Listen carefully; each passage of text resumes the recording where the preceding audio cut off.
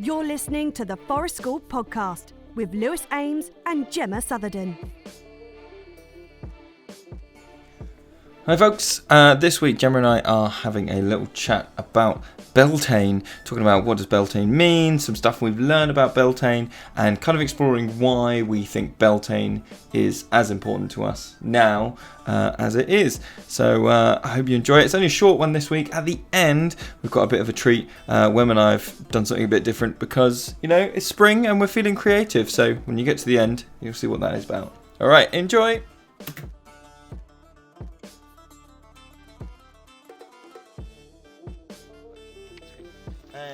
Hey listeners! Hello. It's raining in the woods and it's the 1st of May.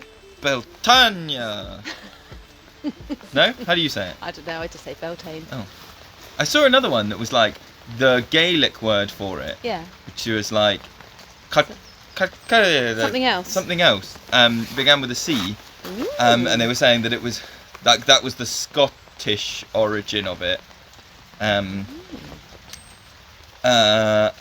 But then I also saw something that said that there was a Roman like festival on the 1st of May. Oh yeah? That was called like, in whatever Latin it basically called like the Flower Festival. Like It Okay. was called like Florentia or Florent. Yeah.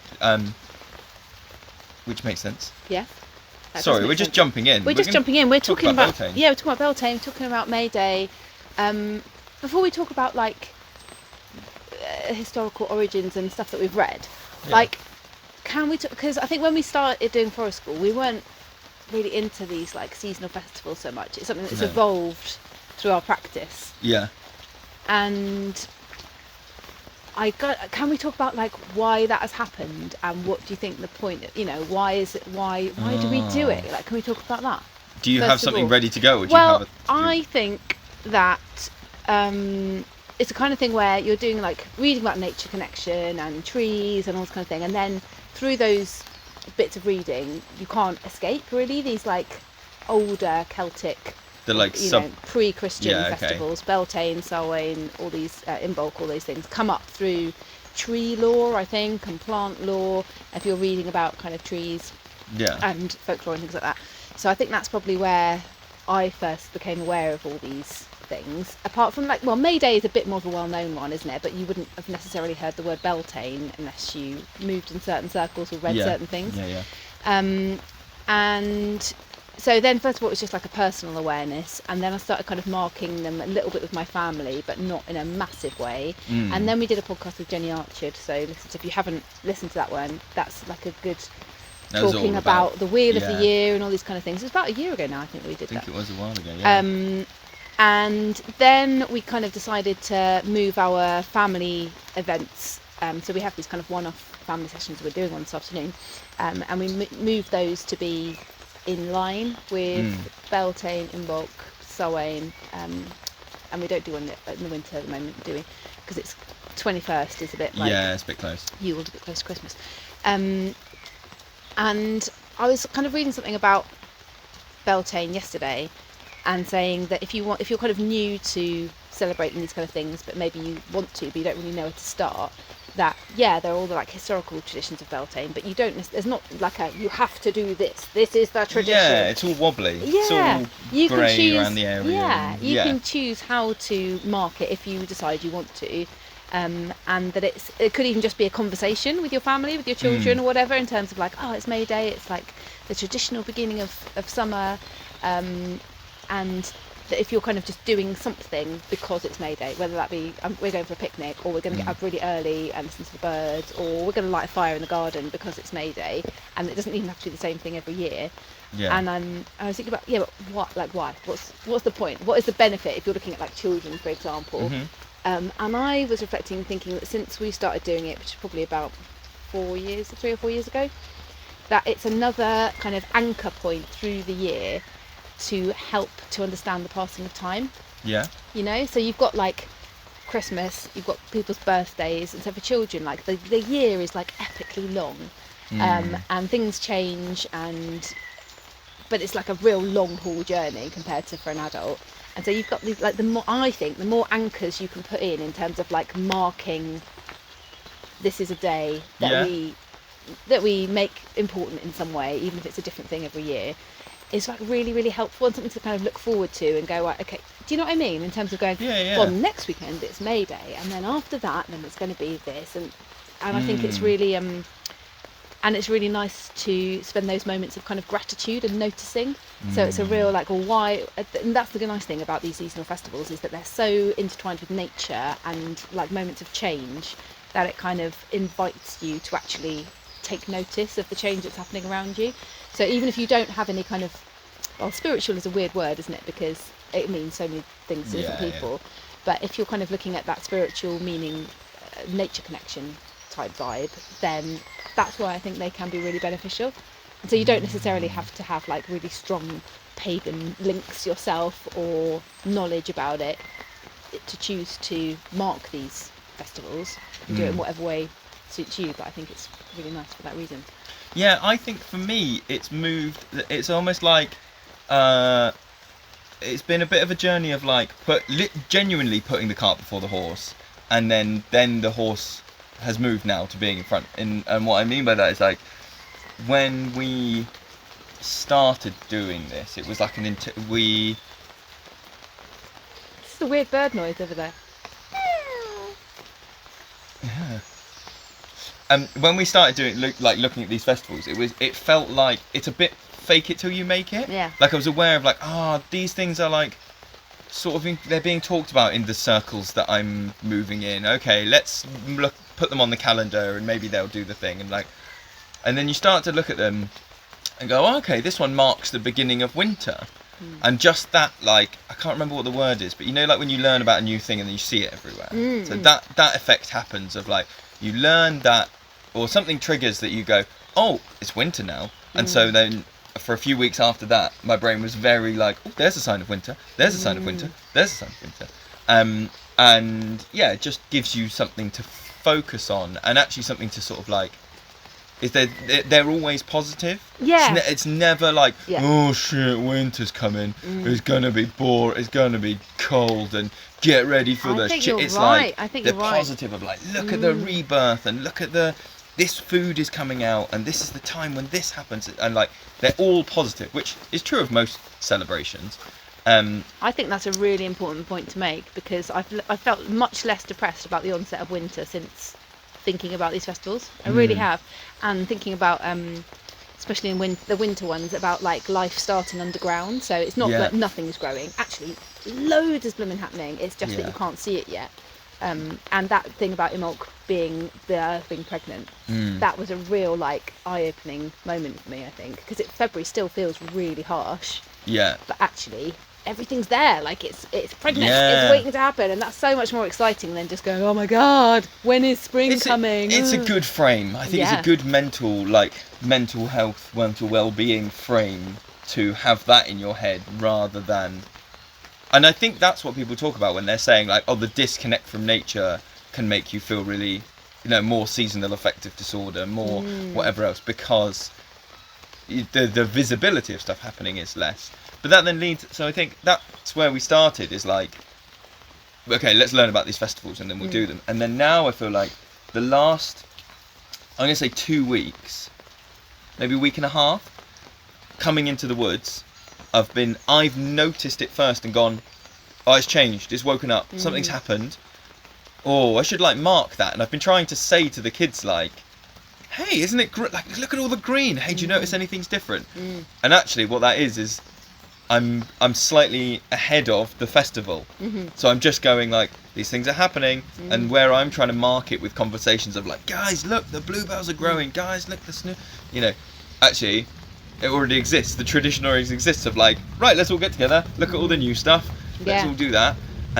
So yeah, I think before it was learn about the thing, then notice the changes. Now it's like, notice the change, my body and being starts to be like, oh, I bet there's a celebration of this coming up soon. And I can sort of, because I'm not good with date calendars, like, but yeah, and I think actually as well, so there is something here, I was reading about like the recorded celebrations of Beltane and stuff, and that like there are still recordings of it in it's like the 1850s going on, like proper, these towns, it is their celebration. I think the ones I looked at, it was like Scotland were doing it. And it occurred to me that is probably similar to why we've got more into it, is that like we've moved our practice from going around lots of different sites, from doing all different stuff, to being like, we're here, we have a base, we have a like that connection with space. And like when I've read about the history of festivals and stuff before, and you read like, oh, it was very big here, and then it died down, and then there was a resurgence, and then actually I'm now looking at all those historical things and going, oh, you're only writing down what the upper classes are doing. You know, that thing of like the priests and stuff and the government who would have been the upper class in 1,000 years ago, they were doing this festival. And then as you move through, the upper classes move away from nature connection because cities start to get bigger, because all these things. But actually, if you could find a recorded history of working people who still work in the land, these festivals don't go away. Yeah. It's not like it's had a resurgence. Like, no, it's just people never wrote, or people rarely write down about like the commoners, unless it's that like, what's the thing in like period dramas, and particularly in France, I think they used to do this, where they would like have the elites would have big parties where they dressed as peasants, and like, I was like Marie Antoinette or something had like a gold milk yoke, and like, aren't we funny to be the peasants? But there's something about that, you know, that like this stuff hasn't gone away, and actually we've just moved into that nature connected space that is less recorded. Yeah, well, I've got this cool book called The English Year, a month-by-month guide to the nation's customs and festivals from May Day to Mischief Night by Steve Roud, and that it kind of is a bit of a like summing up of lots of historical sources and diaries that people have. I am listening. I'm just going to put wood in the fire. Come on, go for it. Okay, so it's got little bits of diaries from 1800s and things like that, and the earliest comment about the celebrations of May Day are from 1232, I think he says, and they are already complaining about like mischievous things that are happening on May Day. So saucy things, lots of sauciness, lots of going out and maying. And it's talking about the regional variations in what going a maying means. Mm-hmm. So it's saying almost everywhere in the sort of recorded stuff, it's about going and gathering greenery, and saying that every house in the village or town would have a birch bough above their door or next to their door, or gathering flowers and then taking like a garland around the houses and things like that. So that's like a definite kind of all across the nation. Going and maying is like going and gathering green stuff. But there's also about going and like bathing your face in the May dew, and also getting pretty frisky in the May dew early in the morning. And one person. Oh, it's warmed up, but it's not that warm in the morning yet. Isn't that kind of ancient? Well, talking of that, then another thing that's recorded is about don't take your coat off until May, and that being a really ancient saying. Like, you may think that it's warm enough to take your coat off, but blooming don't, because you're going to get super ill. So with your coat on, you've got to splash your face in morning dew. Well, maybe with your coat off for the first time. How long are these coats? I don't know. Well, I mean, just how long does a coat go down? If you've got to do some maying, but you've got a long coat on. Well, no, that's what I'm saying. You don't have it on. Casting clouts. The well-known phrase, cast ne'er a clout till me is it, cautions people not to cast off their winter clothes until they're sure that summer is with us. Oh, okay. But the question I had when we were thinking about this topic is pre the calendar that we have now.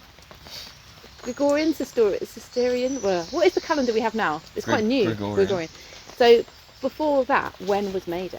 That's what I was interested in thinking, because you can feel like today, I feel like there's a resonance in everything, the whole world, like nature knows it's May Day type thing. But of course it doesn't. That's our human thing.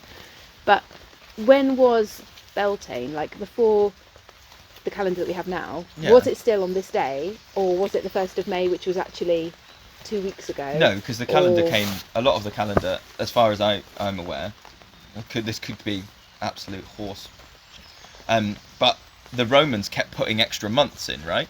I don't know. So this Beltane, as far as I've read, is about at least 1,000 years old, probably older. If you think about, it is spring. That's all we're celebrating. So that's got to be older than 1,000. But like June and July are named after like Caesar.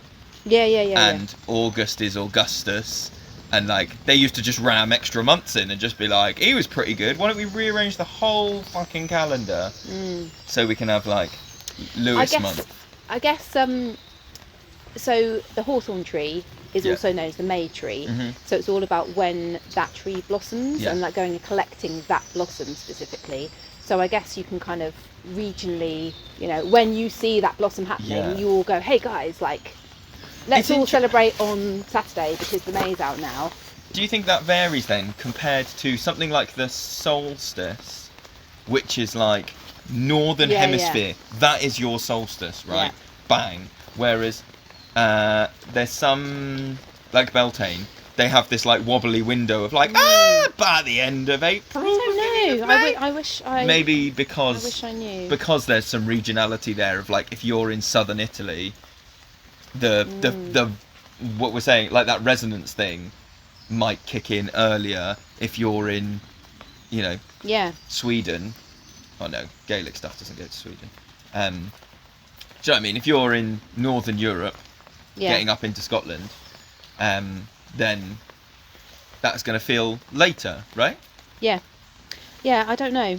I would like to know that. But other customs. Do you want to hear some other customs that happen on May Day? Sure. Ducking and dipping. So unless you've got the protection of a bit of May, so hawthorn blossom or leaves in your lapel or somewhere about your clothes, in Devon and Cornwall, if you didn't have that, then that gave everyone else a license to chuck you in the pond. Wow. And that's unique to Devon and Cornwall apparently. Fighting, good old wrestle, good old bit of fighting in Shropshire and Wiltshire. Every hamlet having their fighting man, do a lovely bit of duffing each other up, decorating horses, lovely. Right. I feel like that could be quite ancient. The Iceni, Boudicca's tribe, their sacred animal was a horse, wasn't it? And then there's the political stuff about Jack in the Green, dressing up a person in all greenery things. So that's a bit like Canunus. Yeah. Talk about him a bit. Go for it, Lewis. Well, so Canunus is the pagan god of like nature and the woods, and also medicine a bit, I think, because he had a snake with horns was his pet, and I think that is one of the things that then moved into the medical bracelet symbol is a snake. So he is on. There's a big pillar in France with like Celtic carvings on, Gaelic stuff, and he's on there. So he's a bloke with big antlers, and is that really old then? Yeah, that's like really, really fucking old. So then his like story is then that when it became Christianized, they need to like stop people going to the woods for medicine because that's not helping people go to the church for medicine, and so they were like, we're going to invent this really evil guy who's got horns, and that's why in the West we have like the devil is like a horned person with his potential big long beard and all this stuff. Probably want to stop people going to the woods to do saucy things on May Day as well, don't you? Because you want them to actually get married in the church rather than do the devil's work in the woods on May Day. And doesn't that tie in? Sounds like a good country album though. What? Doing the devil's work. Doing the devil's work in the woods. In the woods. That kind of ties in with our podcast the other day with Nick as well, doesn't it? About the woods being transformative and stuff. Just going back to Jack in the Green, which they still do in Hastings. I've been to the Hastings celebration once, just a person dressed like a massive bush or tree. Amazing. Dancing around through the streets. And there's a bit of an extract from a guy's diary from growing up in London in the 1860s, and they were still doing it then. It says, walking along Jamaica Road, I saw what looked like a big bush hopping from one side of the street to the other and bobbing up and down. This being the first time I'd seen a Jack in the Green, it scared the life out of me. And he's dancing along with like milkmaids dancing down the street. Brilliant. It's like, and bears, people dressing up as a straw bear. Have you seen videos of that? Ben Edge is an amazing artist who's trying to kind of explore English folk art. You can follow him on Instagram. He's got some really cool paintings that he's done, and also little videos where he's kind of travelling around England, kind of documenting these old customs. Yeah, and straw bears are hilarious. It's like someone looking like a haystack, wearing a suit made out of hay and straw, just dancing around as a straw bear. Do you think we could ever do that? How far along are you come to see us in like 10 years time, and the nearest home ed session to May Day, somebody wants to be the straw bear and we decorate them in straw and they dance around the woods. I'm not so well, I think I am joking. No, I know you're joking, but I'm thinking about that as a serious thing, and I'm wondering whether that links to, we've been saying in the last podcast we were talking to Nick and saying about like people coming into an established group and all of that stuff, and like that is definitely one of those things you've got to nudge there inch by inch as a community towards straw bear, because of course it becomes, and this is a thing that I do want to talk about. So like I think that's where it like for me at least moves into being what's the word I'm looking for, exclusionary. It's not exclusive, that's the wrong word, but like excluding. It's the opposite of inclusive, because there's too much of a weight on like, do you not know about this ancient custom and the calendar and you're piling this stuff on, because like if you don't know this, we're going to gatekeep from you or make you feel worse for it. And there's also like that's my own personal like scale there of going that tips for me, whereas for some people just the fact that there is a like Caucasian European festival is like, well, this is exclusionary because it doesn't come from like if you're going to do this but not do this. And that's a really important point to make. Like, what do you choose to celebrate and why? And doing it, I think, I know I say this a lot, but like trying to do things intentionally, and that is I think one of the biggest things about like why we're talking about this now is like verbalizing why we're doing this, but our celebration of Diwali is much lower key. And there's something, at least for me, about like connection to place. And like this woods, I'm gonna be real hippie wanky now, this woods has probably only ever had Diwali celebrated in it with us, right? And so for the other living things here, it doesn't feel like they're connected to it. Whereas when I think about like, I'm such a hippie, like the ground and the trees and the old things here have had people celebrating Beltane with them, they're part of the community for 1,000 years. That feels like there's something that resonates, is just the word I can think of. Like it resonates in a different way than and that's not just no, I know what you digging mean. myself into a hole. No, I feel I know, uncomfortable, but I do know what you mean, and I feel like there's something about Forest School generally that does kind of look to the past, because you are living in a way that is more aligned with the past a lot of the time. You're probably going to be in a setting without electricity, without running water. A lot of the stuff you're going to be doing is quite primal, and so I think all of these actions that we're doing, all of the play cycles that we're involved in, feel so old that I think that is what gives you that kind of harkening back to the past. And do you think it would change if you and I up sticks now and we went to like, let's say we completely up sticks and we went to like a city park? No, further than that. Let's say you and I went to South America and we're going to set up in South America. I would feel like, I imagine, because we haven't done that, I don't have that experience, but like I'd imagine if we were there, Southern Hemisphere, different environment, all this stuff, if you and I then went, it's Beltane, it wouldn't, I don't imagine it would land the same with the woods, with the communities, with all those things. You would have to go, it's like recognising that we're a very small part in, actually what we're celebrating is a big natural change, and the nature is as much a part of that celebration. The nature is the birthday person that we're all singing to and we're all coming round to, And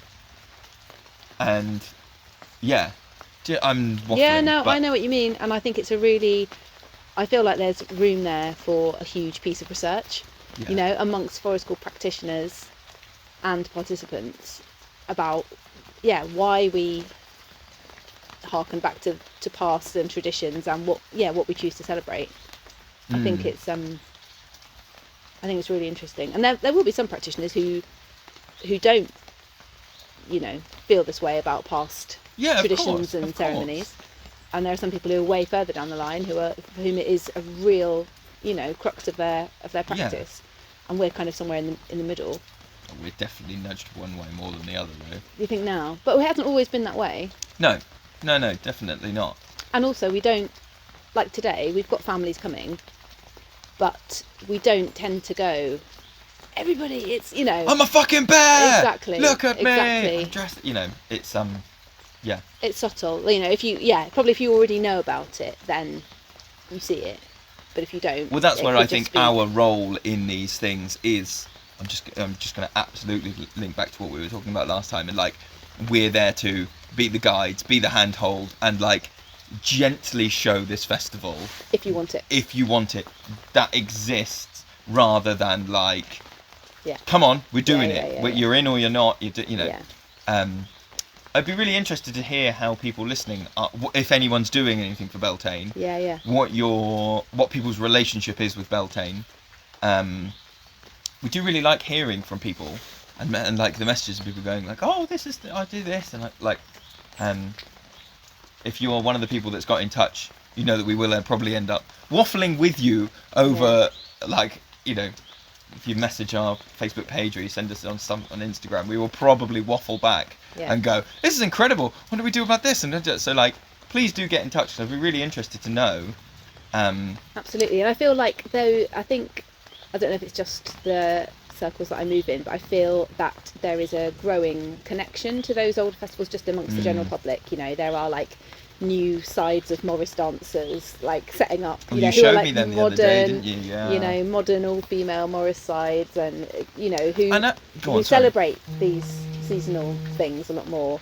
Yeah, I was going to say that's actually another thing that I don't know that we've got time to go into it today, but it's we talked at the start about the not needing to take the festivals wholesale and going, it's either all of this or you don't celebrate Beltane at all. And that's something that, as we look back at our past celebrations, I don't mean our, I mean culturally, you've got to be able to go, this and this and this, I'm going to carry this forward. This thing is kind of racist, or this thing is kind of sick. I'm not going out in the morning dew, right? I'll be honest, because there's laws now that weren't there then, right? And you got enough kids. I got enough kids. It's fine. And I do think we need to be open about that, and that's part of this conversation. Having a conversation with anyone that you're going to celebrate it with, and go, this is why I've chosen to do these things. Yeah. So that you can, because I think that's when you catch yourself. For me, at least, when I talk about why am I doing these festivals. As I'm talking it, I quite often catch myself and go, because we're going to do this, because we get... That's not all right, is it? No, I hear it now, and we're going to change that, and we're not going to do that thing. Or, being okay with that. Right, I'm going to go again, because I need to put more wood in that fire. Can we just say that we're doing our next Forest School Level 3 training? Can we talk about that? No, yeah, because that is still in this month of May. It starts in May half term. And we do still have some places left. If anybody is thinking, is now the time? The answer is yes! Now is the time! Come join us in our beautiful woods and do your level 3. If you know anybody who's toying with the idea, we only do 2 a year, and this is the only one that we do that is in the school holidays. Yeah. So if you're somebody who needs to just spend 5 days completely immersed in it and just, do the first bit of practical all in one go, we would love to have you along. And get in touch if you're I'm definitely not there, I've just, I've been a parent for this long, or I've only ever volunteered. Just if it's something you want to do, get in touch and we'll talk you through it and try and find the right thing for you to do. You might think you need to be an absolute qualified teacher with loads of experience. Don't necessarily. Have a chat with us, as Lewis says. We would love to meet you in person. Happy Beltane. Happy Beltane. Blessed be, blessed be.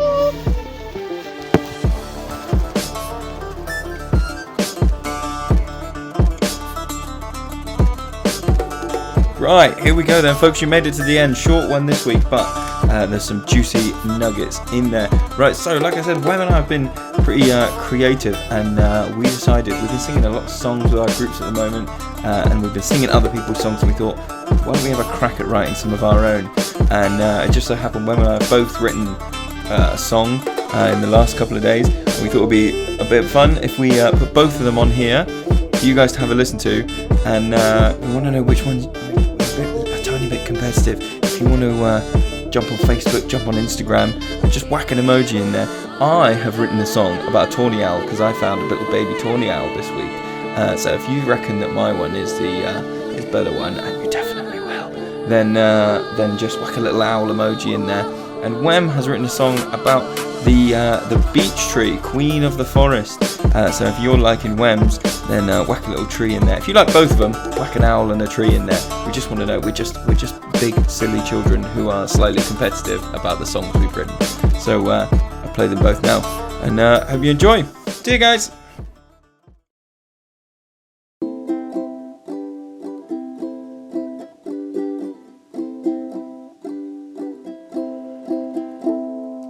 Beech tree green, you are queen of the forest. Beech tree green, you are queen of the woods. Beautiful branches full of grace, lending your magic to this place. Beech tree green, you are queen of the forest. Beech tree green, you are queen of the woods. Furry soft leaves fluttering, tasty to nibble in the spring. Beech tree green, you are queen of the forest. Beech tree green, you are queen of the woods. In autumn your beech must falls to the ground, feeding the animals all around. Beech tree green, you are queen of the forest. Beech tree green, you are queen of the woods. Beech tree green, you are queen of the forest. Beech tree green, you are queen of the woods.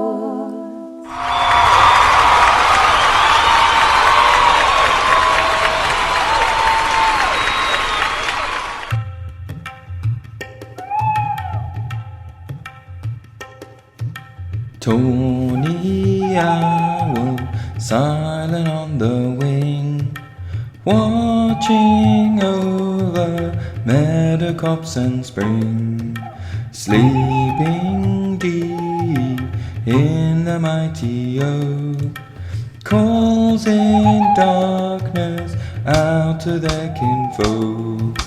Tawny owl, silent on the wing, watching over meadowcops and spring, sleeping deep in the mighty oak, calls in darkness out to their kinfolk. Tawny owl, silent on the wing, watching over meadowcops and spring, sleeping deep in the mighty oak, calls in darkness out to their kinfolk.